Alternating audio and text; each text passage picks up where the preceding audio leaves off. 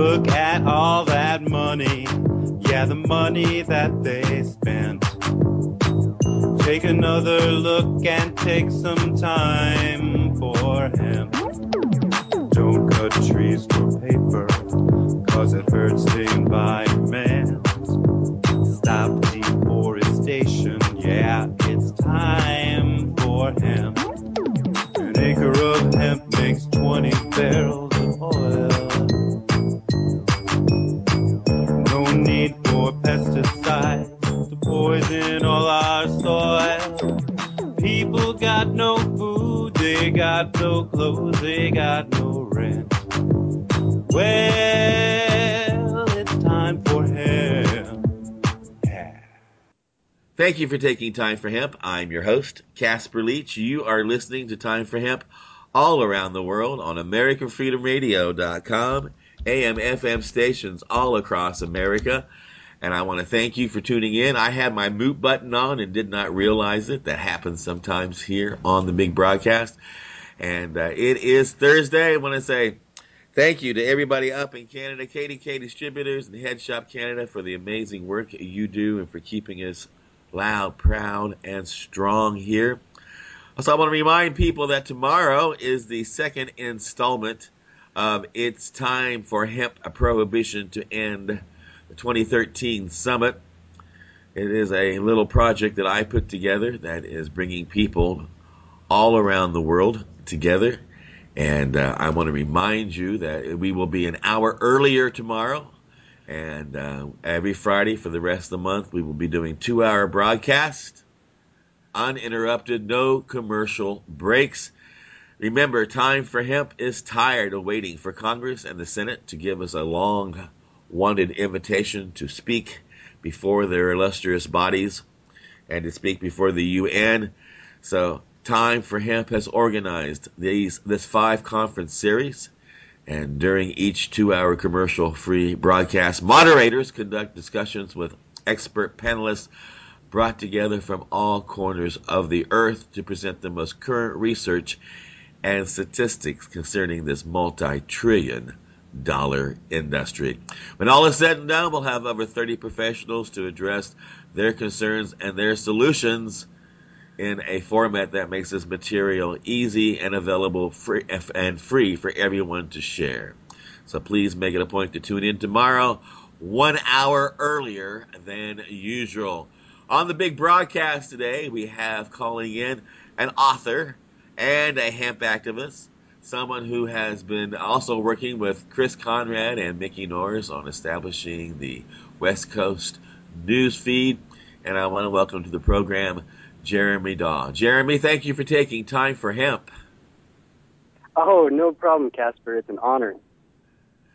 Now, I know you've written this groovy little book called Weed the People, but before we get a chance to get into that, before you even wrote a book called Weed the People, you had to be smoking it, maybe, and before you started doing that, maybe you were an activist, and what got you involved, actually, in the marijuana movement? Well, for me, my personal reason was the fact that I became a medical patient on the year 2003. I was having gastrointestinal symptoms while I was a graduate student in New York City. And at that time, I believed all the reefer madness, hook, line, and sinker. I believed if I ever tried marijuana, I would become hooked on heroin, and my life would be ruined and everything. But eventually, my suffering, my symptoms got to be so bad that a compassionate friend said, like, you really need to try some pot. And I tried it, and I could tell within 5 minutes that everything I'd been told about it was wrong. So I guess you could say after that point, I really started thinking a lot more critically. Then I went to law school, and I saw the laws on the books, and I saw the double standard that's used. And most of greatest concern to me, I saw the way that drug laws have been used to erode away civil liberties that are guaranteed to us by the Constitution. And I would say at that point, I really became an activist. Well, you know, a lot of people do come into the movement because of the same type of passion. It's amazing how people want to protect their rights and their opportunities and their freedoms. Yeah, right. It's a very odd human trait. And speaking of medical matters, I am just getting over a cold this morning. I hope that won't bother. Unfortunately, medical marijuana can't cure every disease. That's true, but I keep finding out each day when I wake up more and more things. It seems like that it does benefit. I know many moons ago we were told that smoking up made our breasts grow if we were guys, and made us stupid and silly and caused us to be lethargic and lay around and be a waste of life. But over the years, I've discovered it's great for cancer. It's good for when you're dealing with the chemotherapy. It's good for glaucoma. It's good for pain. It's good for arthritis. It's helping with Alzheimer's. If you smoke it, you live longer. I don't get it. Right. I have the same reaction, and this is something that was very, very curious to me, because one of the reasons why I was resistant to disbelieving the claims of the DEA and believing the claims of the medical marijuana movement was, honest to God, because I thought the claims coming from the medical marijuana movement were just too good to be true. When you looked at all of the different claims of all these different people who said that marijuana is helping me, it just seemed like there was some kind of mass hysteria, because it's so rare to ever find any drug that is so applicable to such a wide variety of diseases. It just really raised my skepticism. And I've been very curious about that too. But if you don't mind, I want to share a conversation that I had with Dr. Raphael Mechoulam. Please do. Had to speak with him and converse with him. I asked him about this, and he pointed to me research from his own lab from Israel that showed that marijuana works on a level biologically much deeper than most other medications do. He pointed me to research showing that it treats failure to thrive in newborns.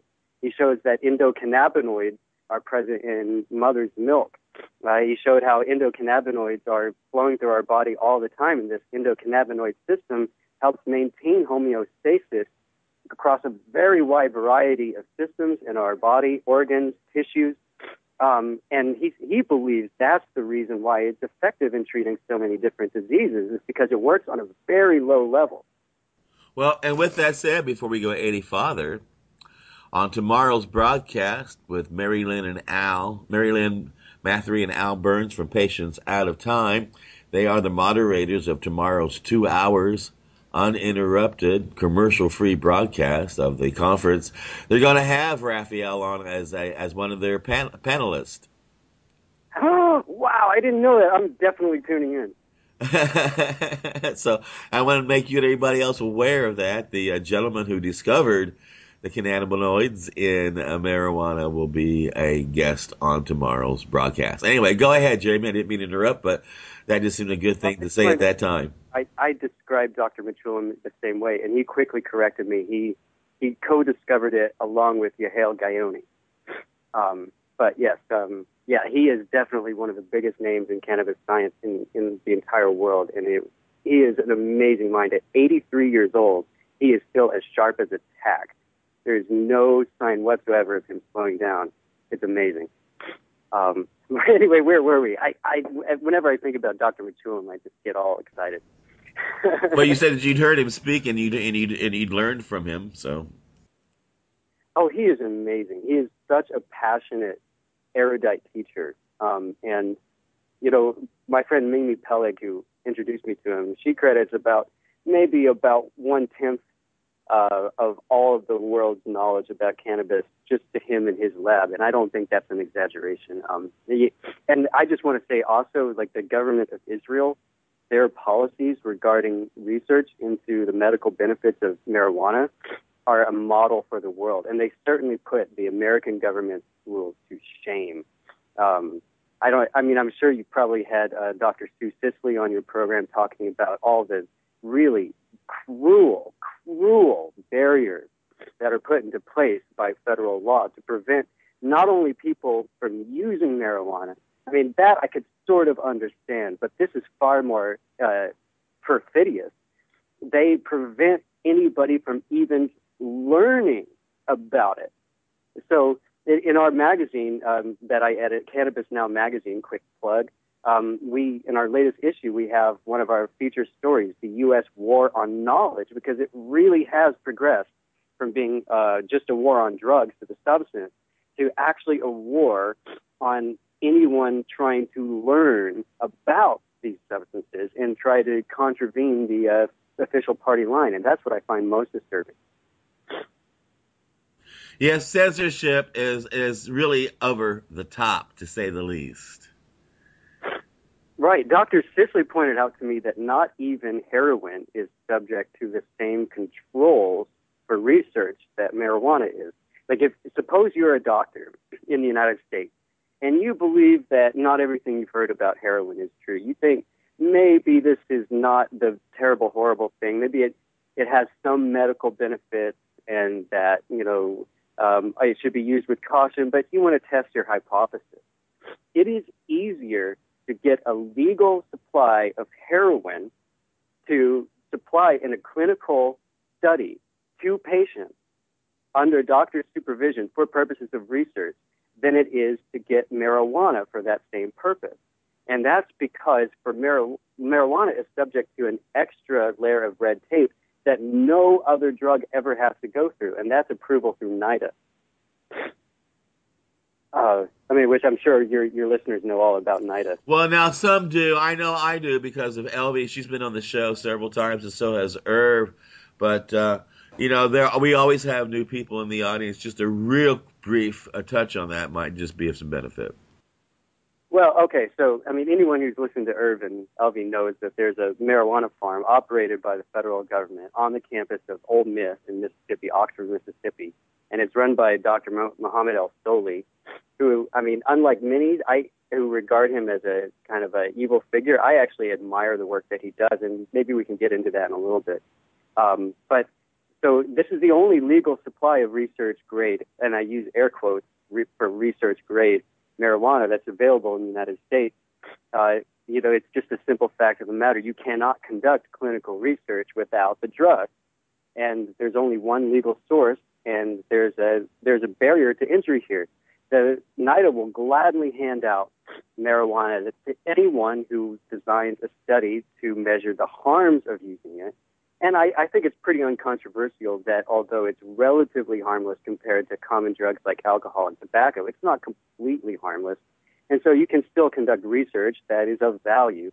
But anyone who tries to conduct research showing any benefits to medical marijuana, NIDA just stonewalls them all the way. And even Dr. Sanjay Gupta is now pointing this out. Such a mainstream figure as Dr. Gupta is actually now blowing the whistle on the fact that there's a huge double standard when it comes to research into the medical benefits of marijuana, and NIDA is the main problem. They are. They really are. And it's one of the frustrating aspects of the states that have legal medical marijuana, and even in Colorado and Washington now, where they've passed it even more freely, they're eager to start scientific research, and they're eager to begin learning more about this plant, but their hands are still tied. Well, here I have to give credit to some really brilliant and committed doctors. Doctors like Dr. Donald Abrams, who here is in San Francisco, just across the bay from where I work in Berkeley. And he's by no means the only one, but he has learned how to game the system in some ways. Dr. Tashkin of UCLA is another great example, who is able to find ways to work around the NIDA rules and actually conduct good research that shows the actual medical benefits of marijuana. And, this is the information age. Like our government can try to pretend like it's all 1984, this NSA stuff, and now we know the DEA is involved in the same spying program. But, despite all these efforts, knowledge like this is going to get out. And that's why I'm so optimistic about the future, because you just can't fight knowledge. Knowledge will get out. And I am so heavily indebted to Drs. Mechoulam, Abrams, Tashkin, and so many others, Dr. Sisley, too, for her courageous work. Because of people like this, we are going to win. It's just a matter of how long it's going to take and how many lives will be ruined in the meantime. Well, I got to tell you, knowledge gets out if it's paid to get out. You are in the magazine industry. We'll talk about your magazine in the next segment, but you and Chris have worked on a magazine, and I'm sure are just amazingly frustrated at the lack of support from the marijuana movement when it comes to trying to find advertisers to get your pages into the hands of those who need it. And it is not always that easy to educate people when you lack the support of the people you're trying to help. Well, I don't want to say anything bad about our advertisers. Actually, we've got great advertisers with our relationship. No, I'm not saying those who are advertising, but there's a lot of people in the movement who could and should advertise but don't. So many great people. But yeah, it is. There are many barriers, and I would say the biggest barrier is the fact that we're a small magazine, and the West Coast Leaf is relatively small compared to the massive amount of resources that are available to groups like SAM and other pro-prohibition groups that are extremely well funded. Not to mention NIDA itself, which just gets practically a blank check from U.S. Congress every year. It's like, create as much propaganda as you want, because that's, I mean, if you look at their charter, it's plain that's their real purpose. So we're just being outspent. Exactly. And speaking of commercials and taking an advertising break, that's what we're going to be doing here. And then we're going to listen to a song about how fantastic marijuana is. I want to remind people, if you go into iTunes and type into the search engine time number 4 hemp, that's the digit hemp, time for hemp, all of our podcasts will come up. We are currently uploading past archive segments into iTunes, and our daily program is also being uploaded now in the Time for Hemp Today podcast. Share that with your friends. Now, like I said, we're going to take a commercial break, and we're going to pay our bills, and we're going to listen to a song about how fantastic marijuana is. Please make it a point to share us with your friends. And this is a good time for you to 1, pack your bowls, and 2, go to the website, check us out, and come back for more Time for Hemp.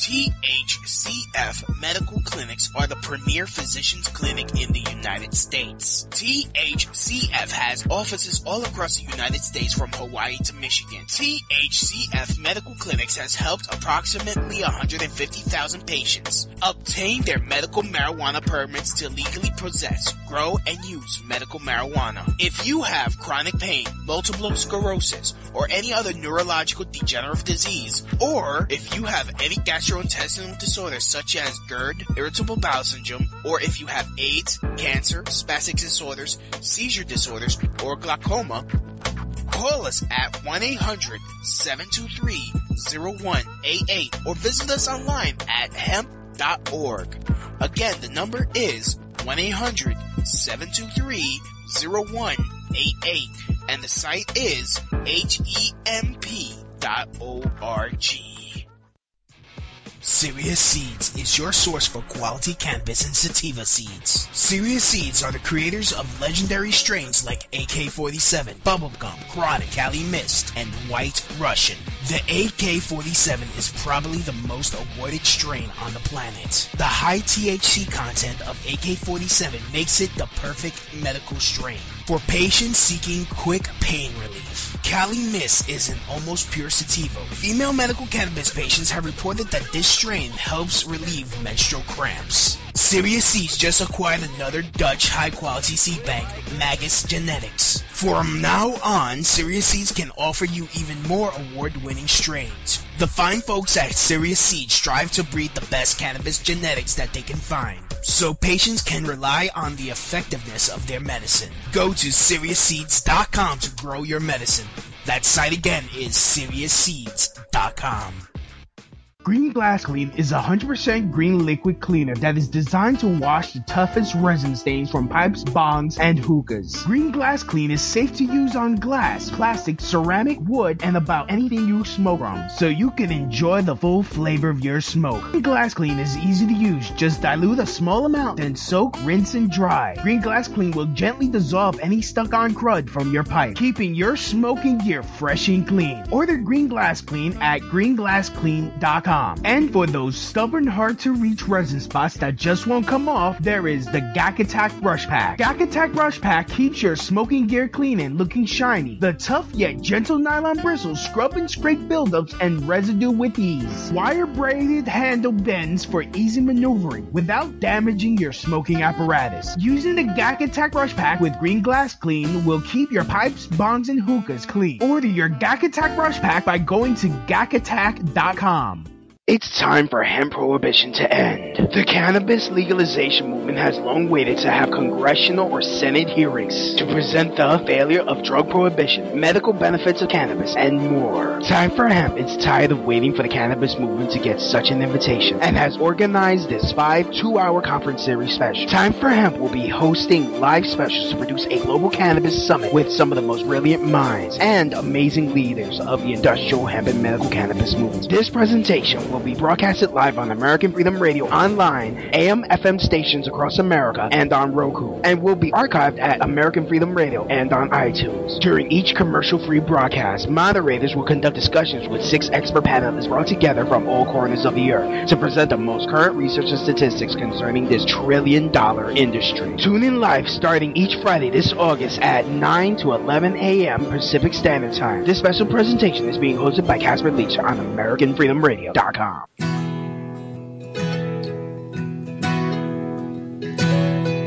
Since 1990, over 9 million people have broken the rules and got arrested for pot. That's more than the population combined from Alaska, Montana, Wyoming, and even Vermont.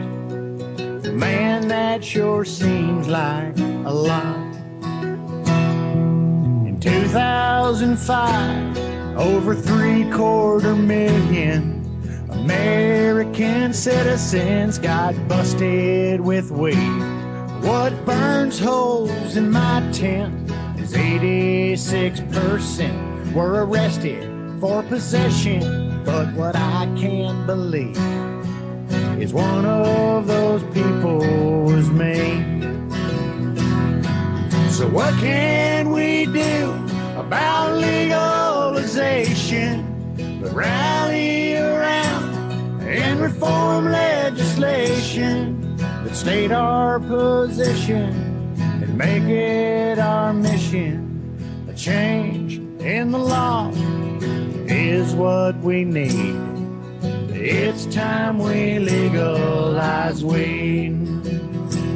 Chief Greenbud is spouting about prison overcrowding, using words like reform, rally, and change. Why should we do time for a victimless crime? Marijuana isn't evil, but it's taking the blame. Don't you think that it's time for a change? So what can we do about legalization but rally around and reform legislation that state our position and make it our mission? A change in the law is what we need. It's time we legalize weed. Let's make it our mission, state our position. Change in the law is what we need. It's time we legalize weed. Yeah, it's time we legalize weed. Yes, it is time that we legalize weed. And I'm one of those people. I live up here in Portland, Oregon. I get to have medical marijuana, and I am so fortunate. I tell you that with my little medical marijuana card, I can have a little garden of 22 plants growing in my backyard and a little stash of herb of 21 ounces in the house simultaneously, which is why I'm such a happy camper and like to always take time for hemp. Remember, anytime you hear the word joint on the big broadcast, nearly 2 million people all around the world hit their bongs, their pipes, their vaporizers, and yes, that's right, babies. They do take time for hemp. My guest today, I was going to say my joint host. We usually have a joint host today, but today we do not have a joint host. We have a guest today who has been doing a lot of writing, Jeremy Daw. He is an individual who's written a groovy book called Weed the People, and is also working with two of my dear friends. They're like family, Chris Conrad and Mickey Norris. I've known Mickey and Chris since 1990. Jeremy, I've known him for quite a long time, and I want to thank you for being back on the big broadcast today. Jeremy, a lot of people don't like the word weed, and you just put it right up there in the title of your book, didn't you? Well, I did, and I was inspired in no small part. Of course, I wanted to make a pun, but I was in fact inspired by a quote, one of my favorite quotes by Ralph Waldo Emerson, who is, I think everyone in the marijuana movement should read Emerson because, on civil disobedience and all this stuff. But so Emerson had a wonderful quote. He said, "What is a weed? A plant whose virtue has yet to be discovered." And I felt like that one quote better sums up the history of cannabis in the United States, especially the recent history of the past 100 years, than any I could come up with. So if it's good enough for Emerson, it's good enough for me. Exactly, and you're right. A lot of people have yet to discover this amazing plant, not only as a smokable, but as an industrial, remarkable gift from heaven. And I'm glad you brought that up because people tell me all the time, they see my book, they're like, "Oh, are you for legalizing weed?" I said, let's back up a second, because my book is actually 2/3 about industrial hemp, only 1/3 about intoxicational or medical strains. And that's not because I favor one over the other, but just my book is a history. And when one looks at the history of North America from 1530 to 1937, as I did, there's no question that industrial strains were far more important to North American history for most of that period than intoxicational strains. And I don't think that's going to change overnight. I think that's why I'm so glad that you call yours Time for Hemp, because it's just as important to be discussing industrial cannabis legalization as it is medical cannabis. Well, and a lot of people, they get a little frustrated too when you say medical marijuana. They'll say, well, don't call it marijuana. And then I'll ask somebody to be on the show, and they'll say, well, I'd like to be on your show, but you call it Time for Hemp. You don't call it Time for Marijuana. And I'll say, what do you mean? They'll say, well, I'm only in the medical marijuana movement. I'm not in the hemp movement. And then I'll ask people to be an advertiser on the show. And they'll say, I don't want to advertise on your show. And I'll say, why? They'll say, because you got the word marijuana too many times on your website. You got too many marijuana leaves on your website. And you talk about smoking marijuana too much in your show. It's like, I can't figure you people out. Learned when studying for my history was that the problem of what to call this plant is actually thousands of years old. People have been arguing over its name for as long as people have been around. I actually prefer the term cannabis. It's the most ancient name. It comes from cannabosum, ancient Aramaic, or perhaps cannabos, the ancient Arabic. But that is a very ancient name. But over time, it's been called gunja. It's been called, back in the day, George Washington distinguished between the different strains. He called them both hemp. He said the industrial strains he just called hemp, but then the intoxicational strains he called blossom hemp. And that was also a very common nomenclature at the time. And in fact, every book I've ever read on the subject of the history of cannabis starts out with a chapter on nomenclature just to sort the whole mess out, because the name keeps shifting and changing. And I certainly understand why people are against the term marijuana, because there's no question that term was brought into our lexicon by people who had less than benign intent, most notably William Randolph Hearst, who thought that if he had a more exotic-sounding name that evoked images of Mexican immigrants, that he could whip up racist xenophobia that could serve his cause. And so I certainly sympathize with those people. But at the same time, I mean, I think you can see the African American community, they're taking former racial slurs and they're trying to bring them back and turn it into a positive. I don't see why we can't do the same in our movement. Exactly, and I don't understand why it is that we just can't work as a movement, because here's one thing, I don't care what you call this plant, if you call it marijuana, if you call it hemp, cannabis, sativa, ganja, here's the word that it really is. Here's the true name of the plant. It's called illegal. It's also called outlaw. So no matter what you want to call this plant, you have to call it outlawed and illegal. Two plants. I want to note that I've got 15 in my backyard. I live in Berkeley, which is one of the friendliest jurisdictions in all of the United States. But I'm 5 plants over the limit. You know, if Berkeley PD ever comes back to my backyard and sees those 5 extra plants, then they're going to try and take them down. And of course, I'll mount a constitutional court challenge because I'm well trained in that. But you know, even here in friendly Berkeley, like, we still have to deal with unreasonable policies.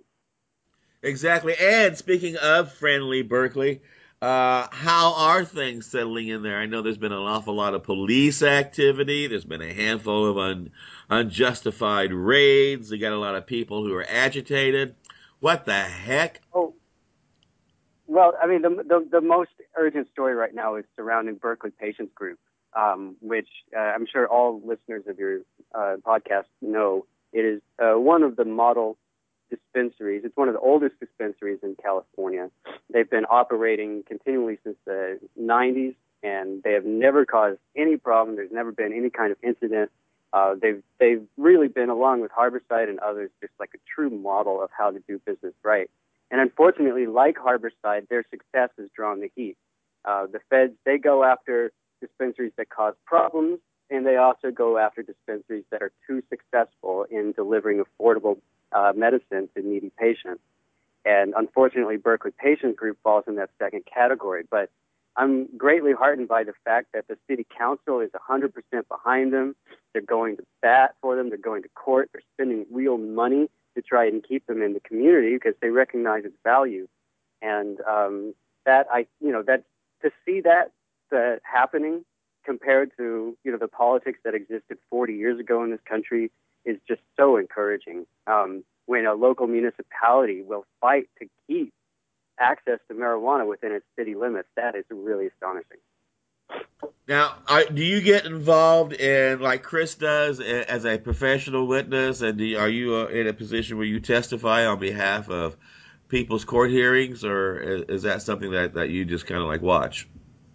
No, my role right now is as a journalist. I am a law school graduate. I'm a 2008 graduate of Harvard Law School.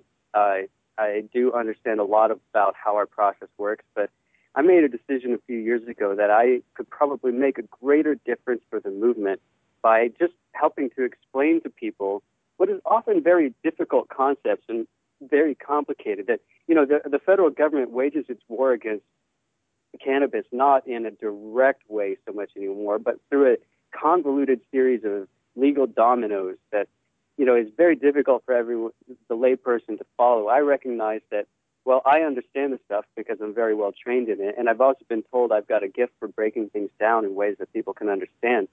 So I've taken that as my role. I'm trying to educate people about just like the truly shocking double standard that exists in federal policy as well as state policy, even in California, which gets lambasted as anything goes, the Wild West. There's still just like a morass of regulations that make it very difficult for any conscientious business people or collectives to comply with the law. I mean, look no further than Berkeley Patients Group or Harborside or any other like really wonderful collectives that exist here in this state. They have a very difficult time complying with all the regulations. I know they've even managed to successfully close down the oldest medical dispensary in California, up there in Marin County, ran by Lynette Shaw, based on regulations. And that's one of the things that we're all kind of frustrated about. We have an administration that seems to be jumping up and down about how Valerie Corral, who are there on the very forefront, right, you know, start off the whole movement on just the right foot. To see them attacked, it's really shameful. Very shameful. Absolutely, it is. And the fact that it's the medical patients that have to bear the brunt of this attack by our government is even more frustrating, because it's not like the laws that were originally put into place, I suppose, by those in Congress. They were thinking they're going to get these gun-toting criminals, thugs, gangbangers that are running the streets, and that's not the kind of people that are going behind bars. You got people going behind bars that are very, very sick and need this medication. Oh, I'm glad you brought that up, Casper, because when it comes to one of the most important laws on the books right now that most people don't know about, this is absolutely the case. Every one of your listeners needs to know about Internal Revenue Code Section 280E. And I'm sure you probably educated them about it in the past, but this is so important because people talk about the Controlled Substances Act, they talk about state laws causing prohibition, but this one tiny little subsection in the tax code of the United States that governs the way that people can fill out their tax forms has actually been more effective at stymieing progress than any other law on the books of the federal government. Because this is the law, and I thought I heard you made reference to it earlier when you said, the gun-toting criminals. This was a provision that was passed back in the 80s, and Congress passed it. When they passed it, they had in mind people like Pablo Escobar, this cartel kingpin who was running all kinds of cocaine. And in fact, it wasn't Escobar. It was a different kind of kingpin whose name escapes me at the moment. But They didn't come up with the original idea. They did the same Al Capone treatment. They couldn't get him on trafficking cocaine across borders, so they prosecuted him for failing to pay taxes on the profits he made trafficking cocaine. And if that sounds convoluted to you, let me tell you about some other things I learned in law school. But he was successfully able to mount a partial defense and get some of the charges reduced because his lawyers came in and started making all kinds of business deductions. And any one of your listeners who's a small business owner will instantly understand what I'm talking about. Deducting rent, deducting assets, depreciating assets, employees, all of these things that are available to any legitimate business under our tax code.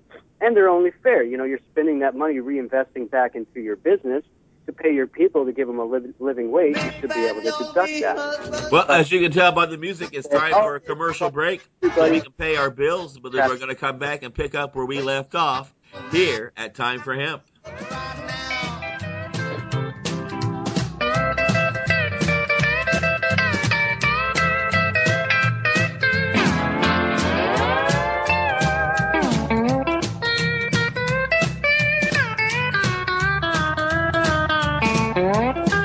It's time for hemp prohibition to end. The cannabis legalization movement has long waited to have congressional or Senate hearings to present the failure of drug prohibition, medical benefits of cannabis, and more. Time for Hemp is tired of waiting for the cannabis movement to get such an invitation and has organized this 2-hour conference series special. Time for Hemp will be hosting live specials to produce a global cannabis summit with some of the most brilliant minds and amazing leaders of the industrial hemp and medical cannabis movement. This presentation will be broadcasted live on American Freedom Radio, online, AM/FM stations across America, and on Roku, and will be archived at American Freedom Radio and on iTunes. During each commercial-free broadcast, moderators will conduct discussions with 6 expert panelists brought together from all corners of the earth to present the most current research and statistics concerning this trillion-dollar industry. Tune in live starting each Friday this August at 9 to 11 a.m. Pacific Standard Time. This special presentation is being hosted by Casper Leitch on AmericanFreedomRadio.com. Serious Seeds is your source for quality cannabis and sativa seeds. Serious Seeds are the creators of legendary strains like AK-47, Bubblegum, Chronic Cali Mist, and White Russian.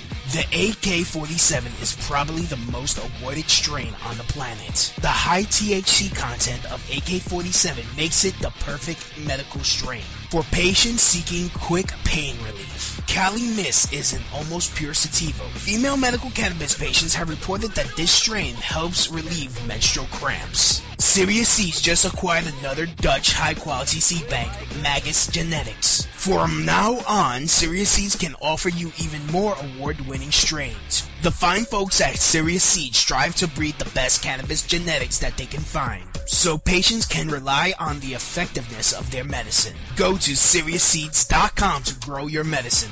That site again is SeriousSeeds.com. Green Glass Clean is a 100% green liquid cleaner that is designed to wash the toughest resin stains from pipes, bongs, and hookahs. Green Glass Clean is safe to use on glass, plastic, ceramic, wood, and about anything you smoke from, so you can enjoy the full flavor of your smoke. Green Glass Clean is easy to use. Just dilute a small amount, then soak, rinse, and dry. Green Glass Clean will gently dissolve any stuck-on crud from your pipe, keeping your smoking gear fresh and clean. Order Green Glass Clean at greenglassclean.com. And for those stubborn, hard-to-reach resin spots that just won't come off, there is the Gak Attack Brush Pack. Gak Attack Brush Pack keeps your smoking gear clean and looking shiny. The tough yet gentle nylon bristles scrub and scrape buildups and residue with ease. Wire-braided handle bends for easy maneuvering without damaging your smoking apparatus. Using the Gak Attack Brush Pack with Green Glass Clean will keep your pipes, bongs, and hookahs clean. Order your Gak Attack Brush Pack by going to gakattack.com. THCF Medical Clinics are the premier physicians clinic in the United States. THCF has offices all across the United States from Hawaii to Michigan. THCF Medical Clinics has helped approximately 150,000 patients obtain their medical marijuana permits to legally possess, grow, and use medical marijuana. If you have chronic pain, multiple sclerosis, or any other neurological degenerative disease, or if you have any gastrointestinal disorders such as GERD, irritable bowel syndrome, or if you have AIDS, cancer, spastic disorders, seizure disorders, or glaucoma, call us at 1-800-723-0188 or visit us online at hemp.org. Again, the number is 1-800-723-0188 and the site is hemp.org. Waking back in the morning, waking back in the afternoon, waking back in the nighttime, every time is alright, it's alright. 7 a.m. call him on the telephone, said I'm coming over, son, it's time for us to roll, and I'm on the way to school with nothing to do, thought I roll another blunt to smoke it with you, got the windows down with the Cali reggae loud, hit the stop, got the 20 spinning round, roll it tight so it burns real slow, I got the SOB dropping the bassline low, say move.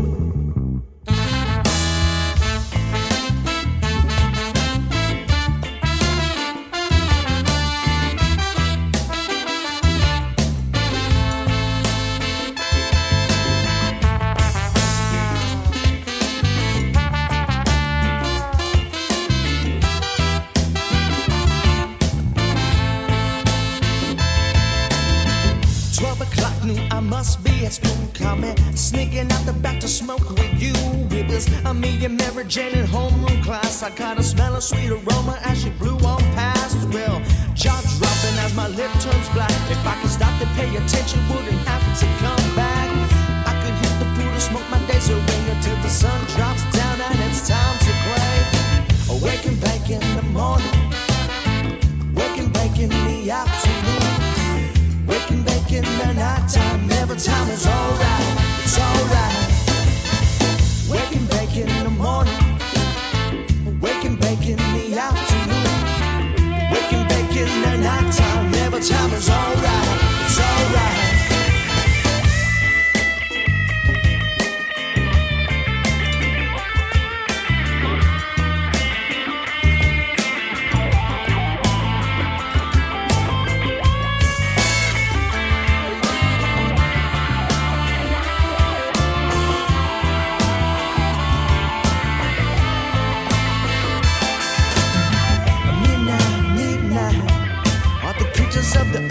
They like to lurk and hide. The only way to get safe home tonight is to run and hide. Well, it's midnight. All the creatures of the earth, how they like to lurk and hide. The only way to get safe home tonight is to run and hide.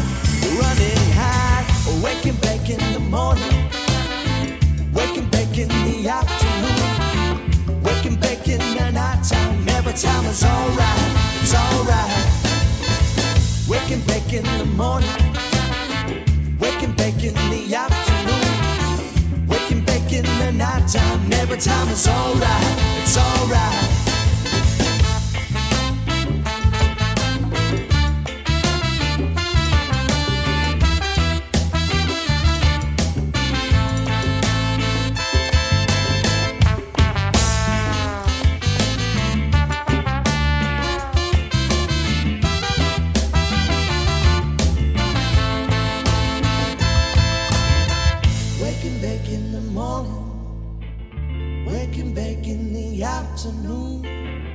Wake and bake in the nighttime. Every time is alright, it's alright.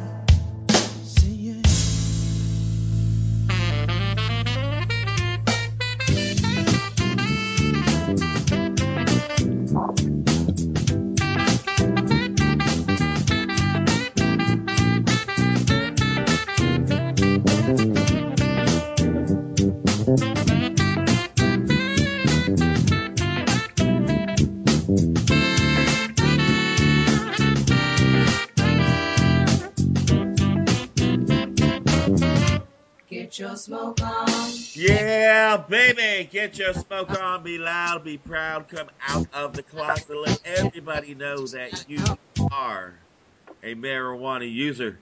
And we need your help here in the foxhole. Come stand shoulder to shoulder with us on the front lines in this war on drugs. Come out into the streets, please. Join us for our protest. Please donate money to organizations that are trying to help end prohibition. Please support magazines by making a purchase of their monthly editions when they come out. And if you are a business, please buy advertising to help raise the voice of the movement. You are listening to Time for Hemp live all around the world on AmericanFreedomRadio.com. And I want to remind you that hemp is everywhere these days. You don't have to be an aging hippie or current hipster to enjoy the many uses of hemp. It actually comes from the plant we've been talking about all hours. And as you know, if you've been paying attention to Congress, they did a little research. And Congress was surprised to find out that hemp is used in more than 25,000 products. Well, I got news for you, Congress.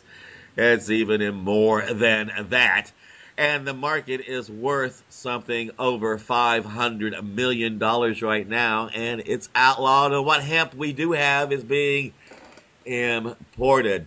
And for you home decor snobs, there's the Ralph Lauren hemp rugs. For you fashionistas, there's a Giorgio Armani hemp clothes. And now for you motorheads, there's a Dutch scooter you can drive around town. And, of course, the snazzy new BMW electric car is using hemp fiber in its doors. So, well, I don't understand why it is that the whole world around us knows that it's time for hemp, but America is still dragging its feet and denying us jobs and the opportunity to make fantastic products. WeedThePeopleBook.com. You want to check it out. It's a great little place to go to get your copy of this book by Jeremy Daw. And Jeremy, I want to thank you for being on the program today. It's a groovy book that people need to pick up. Let them know how they can buy it.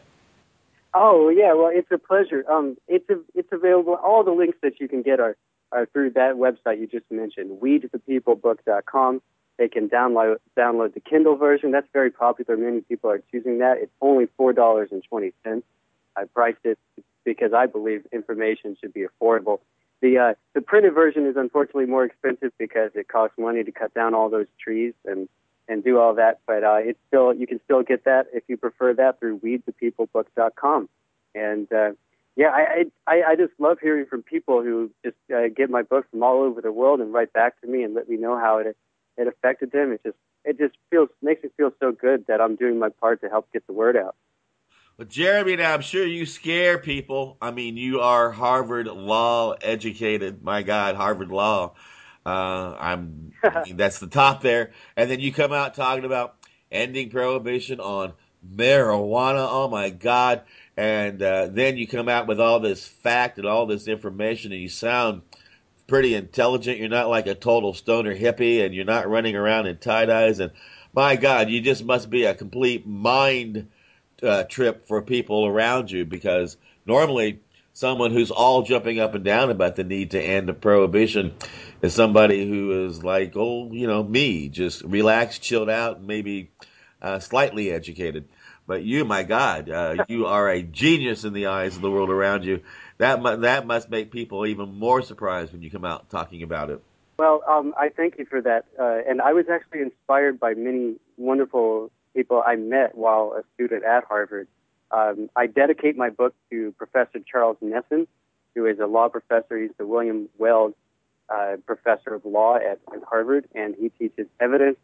And he's also been a self-professed cannabis user for decades. And he's one of the very first people to prove to the world that no, smoking this substance does not make you stupid. He is, in fact, one of the most brilliant people I've ever met in my life. And I'll say the same about Dr. Lester Grinspoon, who's also a professor at Harvard, and whom I had the privilege to meet when a student there.